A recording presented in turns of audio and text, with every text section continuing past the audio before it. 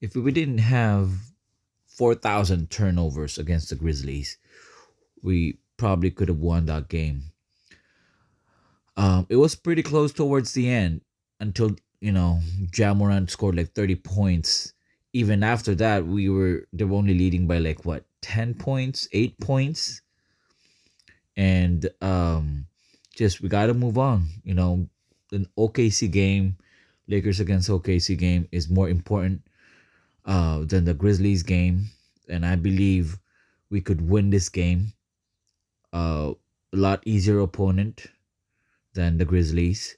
But a couple of things that I would like to discuss with you guys regarding the next game against OKC. So I believe the Lakers will beat the Thunder if they do these things. All right, first is the player movement and ball movement. One thing I like about the current lineup of the Lakers is that they now have real players that can catch and shoot, like D'Lo, Malik Beasley. Just two of those guys that can get off screens and shoot the lights out, and opposing teams knows this. What this means for the Lakers is that this lineup encourages better player movement, better ball movement. That means there's more cuts and off-ball screens, plays that are specifically designed for three-pointers like Malik Beasley and D'Lo. This makes a lot easier for everybody who is on the floor. And the Lakers always have that spacing just because of the type of players that they have now in their lineup. You can see the last OKC game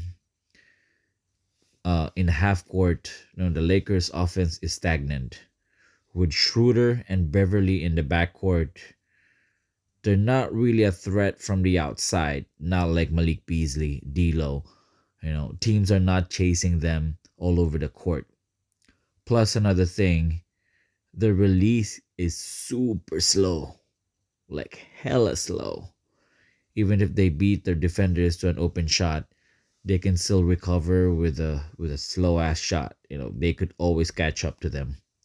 At least with Schroeder, he's fast enough to get to the basket and athletic enough to finish.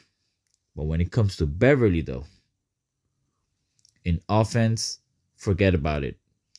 Not only does he have a slow release, but he doesn't have the athleticism to finish around the rim. So if you're the opposing team, you have multiple ways to defend these two. Now compare it with D'Lo and Malik Beasley. Even if D'Lo's release is on the slower side, he compensates for it with his range. Malik Beasley can do it all. He can catch and shoot a floater when you overplay him at the three-point line, and he is also a decent finisher at the rim. And second point is their defense. For the Lakers, it's all about the team defense. And of course, the anchor of that is Anthony Davis. It's not about gambling off of your position to get the most steals or staying in the paint to get the most blocks. It's about staying in front of your man every single time. And if they do, they contest shots better without fouling.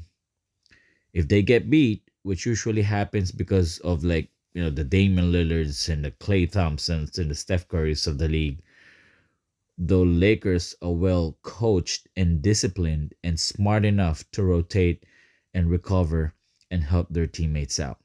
That's why Davis gets a lot of blocks every single time. It also helps, having Davis play the center position. He has the ability to recover faster and he blocks the hell out of those shots. Every time I watch him live, he just covers so much ground. That's why he gets those blocks. Opposing players think that they have an open layup, and next thing they know, the ball is at the bleachers because of Anthony Davis. The last game against OKC, to me, Shea Gilgis Alexander wasn't the problem. No, he wasn't. I get it. He still has He gave us the business. He still has the ability to score points, but he had to work for those points. He was a better offensive player than the person guarding him. He's an all-star, if you guys need context. What bothered me was the amount of three-pointers that they were hitting at that time and the timing of it too. See, when I watched that game, every single time that we had a run, they answered us with a three-pointer from either like Muscala when he was still with them. The two Williams, the J Williams in their lineup, they were hitting shots too. And they don't have the prettiest release, but man, they were all going in that night.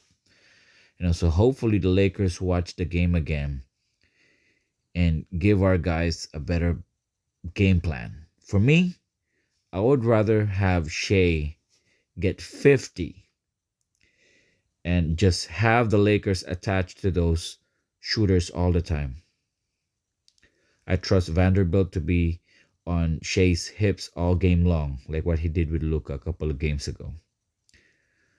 He might cook him, in the first 2 or 3 quarters, but Vanderbilt will wear him out.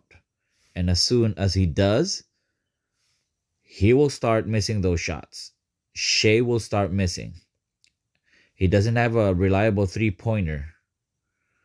And I know the Lakers will be there at the end of the game. And all we have to do is close out the games. We have AD. We have enough supporting cast to win this ball game. So I hope we win this tomorrow. It's a really important game. So don't forget to like, subscribe, turn on notification. Always support the purple and gold. We bleed purple and gold. Thank you guys for watching. Peace out.